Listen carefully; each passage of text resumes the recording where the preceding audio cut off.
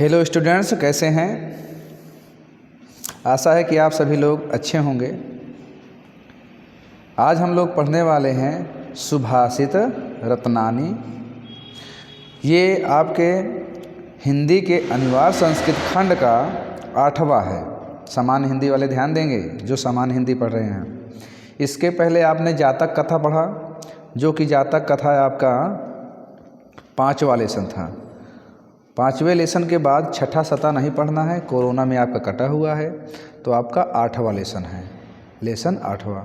और 8वें लेसन में आपको पता है कि सुभाष रत्नानी है। तो सुभाष रत्नानी अच्छा रत्न, तो सुभाष रत्नानी में हम लोग जानेंगे कि इसके श्लोक के क्या अर्थ हैं, जो कि आपके सिलेबस में 7 नंबर के पूछे जाते हैं। एक श्लोक पूछा जाएगा 7 नंबर का, और दूसरा आपको गद्य में से पूछा जाएगा 7 नंबर। तो 7-7 मिला करके आपके 14 नंबर होते हैं। चलिए समय न गंवाते हुए आगे बढ़ते हैं। भाषसु मुख्यम मधुरा दिव्या गिरिवाणे भारती, तस्या हि मधुरम काव्यम तस्मादपि सुभाषितम। कह रहे हैं भाषसु अर्थात भाषाओं में, मुख्यम माने मुख्य, मधुरम माने मधुर, दिव्य दिव्य माने अलौकिक। अगर अलौकिक ना बने तो आप दिव्य ही कह सकते हैं। तो यहाँ पे दिव्यम गिरवाण भारती, देववाणी कहो, इसको देव भाषा कहो। गिरवाण माने देव, भारती माने भाषा, अर्थात देव भाषा। देव भाषा संस्कृत ही कहते थे, हम यहाँ पे संस्कृत कहेंगे, संस्कृत। तस्या ही मधुरम, वैसे ही मधुर, काव्यम काव्य है। किसके? संस्कृत के। कह रहे हैं संस्कृत के मधुर काव्य। तस्मादपि, उससे भी अधिक। तस्मादि माने उससे, इसमें तस्माद धन अपि है। तस्माद धन अपि, उससे भी। सुभाषितम माने उससे अधिक, उसके जो सूक्ति हैं वो उससे ज़्यादा सुंदर हैं। तो कहेंगे क्या? भाषासु भाषा मुख्यम, मुख्यम माने मुख्य, मधुरम माने मधुर, दिव्या माने दिव्य, गिरवाण भारती माने संस्कृत। तो आप कहेंगे संस्कृत सभी भाषाओं में मुख्य माने प्रधान, मधुर, दिव्य और अलौकिक है। तो आप कहेंगे संस्कृत भाषा सभी भाषाओं में प्रधान, मधुर और मुख्य हैं। क्या कहेंगे? संस्कृत भाषा सभी भाषाओं में मुख्य, मधुर और दिव्य है। तस्या ही मधुरम काव्यम, इसके मधुर काव्य हैं, इसके काव्य बहुत ही मधुर हैं, इसके काव्य बहुत ही मधुर हैं। तस्मादपि सुभाषितम, उससे भी अधिक, उससे भी अधिक इस सूक्तियाँ हैं, उससे भी अधिक इसकी सूक्तियाँ हैं। तो भैया सूक्ति तो नहीं लिखा है, लेकिन सुभाषित का मतलब ही होता है सुशोभित होना। और उस तस्मादि माने उससे, तो उससे ये सुंदर है, सुभाषित है, अर्थात इनकी जो सूक्तियाँ हैं सुंदर श्लोकों में लिखे जाते हैं। तो इसीलिए आप कहेंगे सुभाषित, अर्थात इन उससे भी अधिक मधुर इसके सूक्तियाँ हैं। फिर से सुनिएगा। संस्कृत सभी भाषाओं में मुख्य, मधुर और दिव्य है। उससे अधिक, उससे अधिक या उससे भी, कुछ भी कह सकते, उससे अधिक, उससे अधिक उस काव्य मधुर हैं, और उससे भी अधिक इसके सूक्तियाँ हैं। संस्कृत भाषा सभी भाषाओं में मुख्य और मधुर हैं, उससे भी मधुर उसके काव्य हैं, उससे भी अधिक इसकी सूक्तियाँ हैं। आगे कह रहे हैं सुखिन्नः कुतो विद्या कुतो विद्याहीनः विद्यार्थिनः सुखम विद्यार्थी वा त्यजेन विद्या विद्यार्थी वा जयेति सुखम। सुखिन्य कह रहे सुखा अर्थिनः कुतो, सुख अर्थिन, अर्थात यहाँ पे सुख लिखा हुआ है, अर्थिन माने प्राप्त करना, अर्थात सुख प्राप्त करने वाले को, कुतो कहाँ, विद्या माने सुख प्राप्त करने वाले को विद्या कहाँ, माने सुख प्राप्त करने वाले को विद्या कहाँ, अर्थात जो सुख चाहता है अपने संसार में अपने जीवन में उसको विद्या कभी नहीं मिल सकती। भाई आप सुबह उठोगे, कोचिंग जाओगे, स्कूल जाओगे, होमवर्क करोगे, याद करोगे और लिखने का तरीका जनरेट करोगे तो आपको सुख कहाँ मिलेगा। तो इसीलिए जो सुख चाहता है उसको विद्या नहीं मिल सकती। कुतो विद्यार्थिन सुखम कहाँ,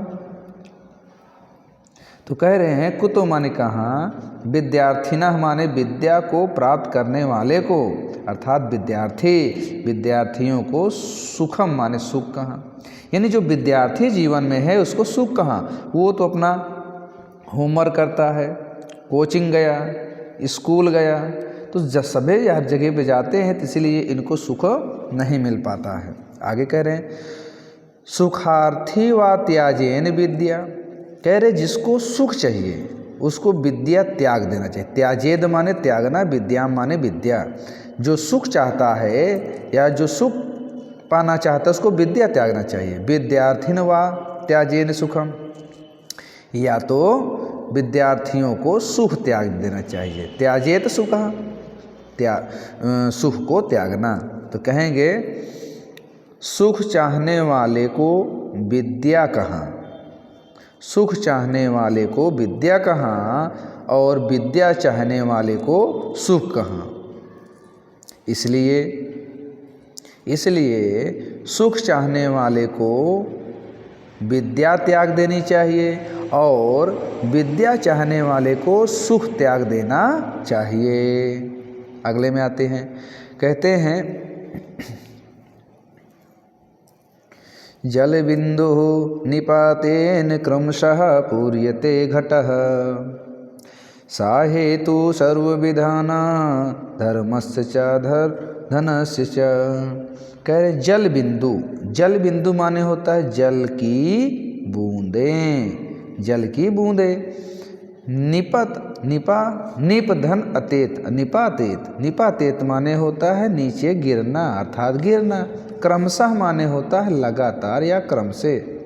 पूर्यते माने पूरा, घड़ा माने घटा माने घड़ा।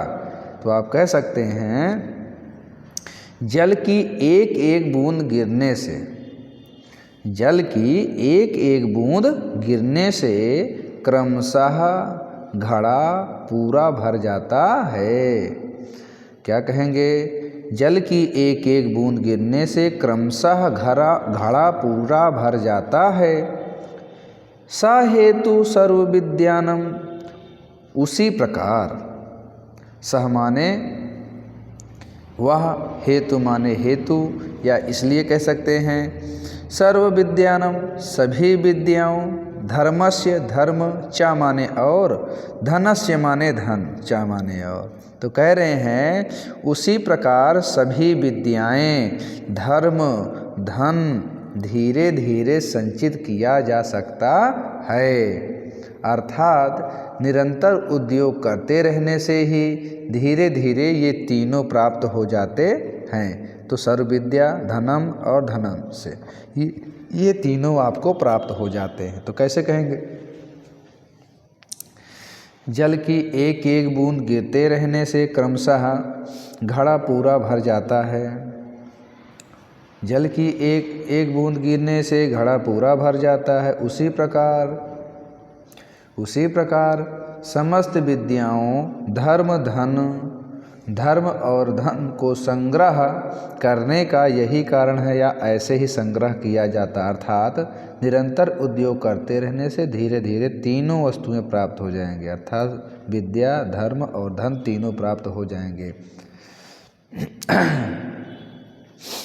अगला बता रहे हैं, 3 हो चुके हैं, चौथे में देखते हैं काव्यशास्त्र विनोदेन कालो गच्छति धीमतां व्यसेन च मूर्खाणां निद्रया कलहेन वा। काव्यशास्त्र विनोदेन, काव्य शास्त्र विनोदेन, तो यहाँ पे काव्य शास्त्र माने होता है काव्य हो, शास्त्र हो। विनोदेन माने होता है, विनोदेन माने विनोद, धन एन, आनंद देने वाला, तो आनंद। कालो माने समय, गच्छति माने बीतता है, और धीमताय, धीमताय, मताय, मताय, मताय माने मति, और मति माने बुद्धि। तो यहाँ पे मति कहोगे तो आप क्या कह सकते हैं?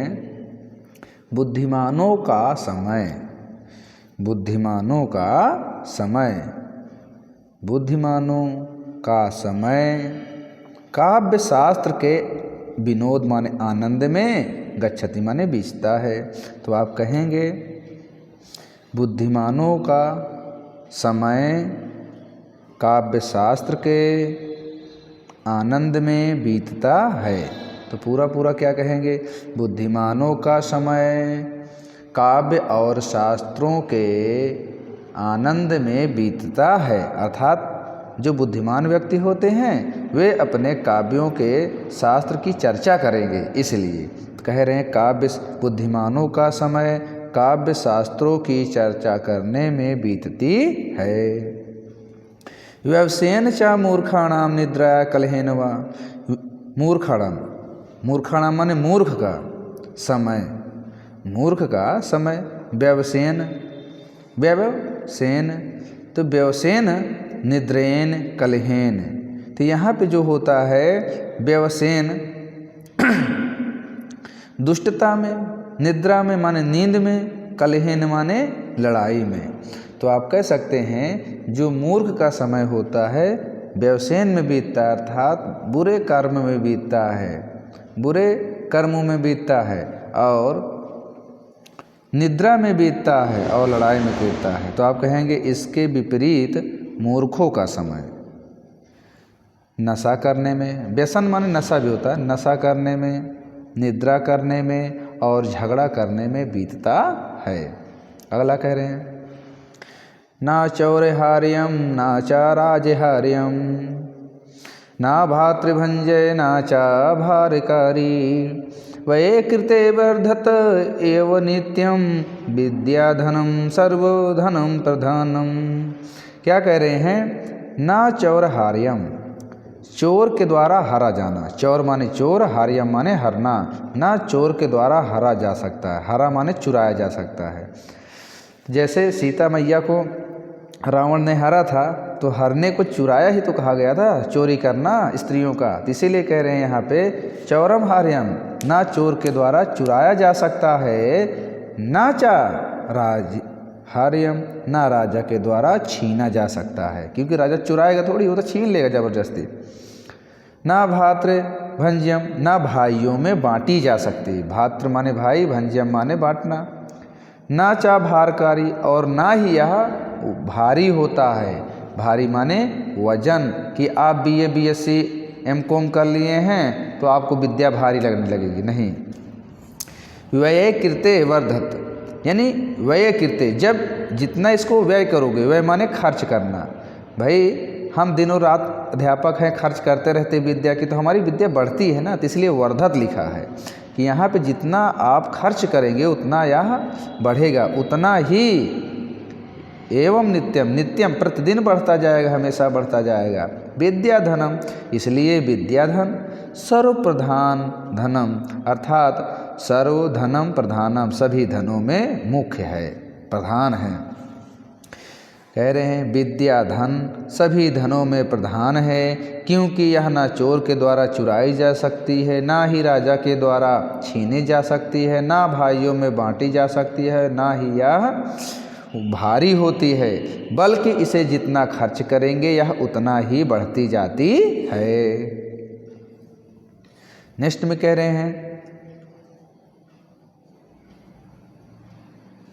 परोक्षे कार्यहंतरम प्रत्यक्षे प्रियवादिनम।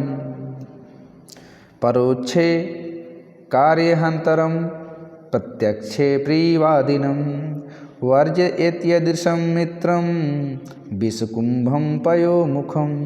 देखिए कह रहे हैं परोक्षे, परोक्षे माने होता है पीठ पीछे, जो आपके आँख के सामने ना हो वो परोक्ष है, और जो आँख के सामने हो वो प्रत्यक्ष है।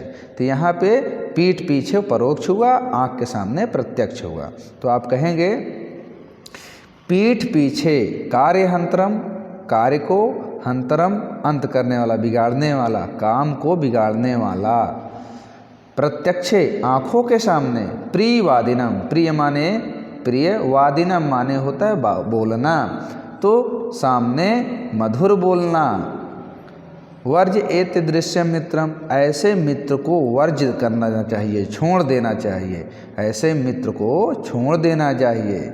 विषकुंभम पयोमुखम, ये मित्र उसी प्रकार होते हैं जैसे विषकुंभम, विषकुंभम माने होता है घड़ा, विष माने विष, तो विष से भरे हुए घड़े के ऊपर मुख पर कोई, पयोमुखम, मुख माने मुख, मुखम माने मुख, पयो माने दूध, जैसे विष से भरे घड़े के ऊपर मुख पर दूध लगा देने से किसी काम का नहीं होता, बल्कि उसे ग्रहण करने से हमें हानि ही होती है। ऐसे मित्र को त्याग देना चाहिए।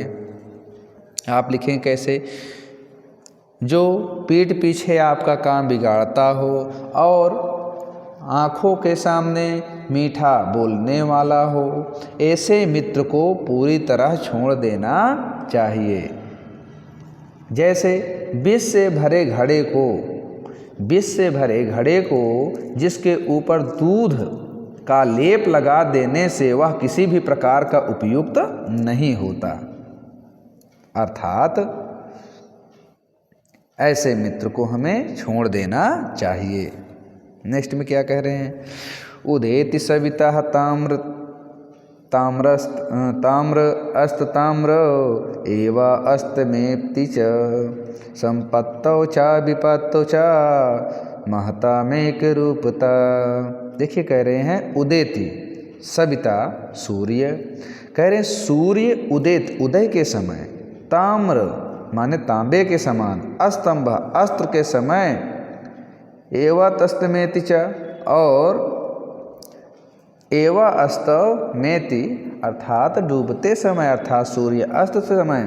तो कह रहे हैं कि सूर्य उगते समय लाल होता है और लाल अस्त के समय भी होता है। संपत्तौ च विपत्तौ च, कह रहे हैं संपत्ति में जब धन सारे जीवन में भर जाता है, आपके जीवन में धन ही धन हो जाता है, तो आप संपत्ति से परिपूर्ण हो जाते हैं। संपत्तौ च विपत्तौ च, और विपत्ति में महता मेक रूपता, दोनों एक समान। कौन? मेक रूपता एक रूप, महत्व माने महता माने महान व्यक्ति या सज्जन व्यक्ति। कह रहे हैं जिस प्रकार सूर्य उदय के समय लाल दिखाई देता है और अस्त के समय भी लाल दिखाई देता है, उसी प्रकार सज्जन व्यक्ति संपत्ति और विपत्ति में दोनों एक समान होते हैं, अर्थात वे सुख और दुख में एक समान दिखाई देते हैं। अगला कह रहा है विद्या विवादाय धनम मदाय शक्ति परेशान परिपीड़नाय खलस्य साधो विपरीत मेति ज्ञानाय दानम च रक्षणाय। कह रहे हैं विद्या विवादाय, कह रहे हैं विद्या विवाद के लिए, धन मद के लिए, शक्ति परेशान और पीड़ित करने के लिए, खलस दुष्टों का, साधो सज्जन व्यक्ति का, विपरीत मेख ज्ञानम, कह रहे इसके विपरीत ज्ञान देने के लिए, दान देने के लिए, दानाय दान देने के लिए, चा माने और, रक्षणाय माने रक्षा करने के लिए। तो यहाँ पे एक है खलस, खलष्ट माने जो दुष्ट व्यक्ति होता है, साधु माने जो सज्जन व्यक्ति होता है। तो यहाँ पे सज्जन व्यक्ति की बात है और दुष्ट व्यक्ति बात है। कह रहे दुष्ट की विद्या विवाद के लिए, धन मद के लिए, शक्ति दूसरों को परेशान और पीड़ा पहुंचाने के लिए होती है। उसके विपरीत सज्जन की जो बुद्धि होती है ज्ञान देने के लिए, धन दान देने के लिए और शक्ति रक्षा के लिए होती है। तो आप कैसे कहेंगे? दुष्टों की विद्या विवाद के लिए, धन मद के लिए, शक्ति दूसरों को परेशान और पीड़ा पहुंचाने के लिए होती है। इसके विपरीत सज्जन का विद्या ज्ञान देने के लिए, धन दान देने के लिए और शक्ति रक्षा करने के लिए होती है। ये रहे 8। वीडियो लंबी ना हो इसलिए 8 पढ़ा देते हैं। इसमें टोटल आपके हैं 18। तो आधी वीडियो हम कल डाल देंगे। आपको यह पढ़ करके कैसा लगा इसके बारे में ज़रूर बताइएगा। तब तक के लिए नमस्कार।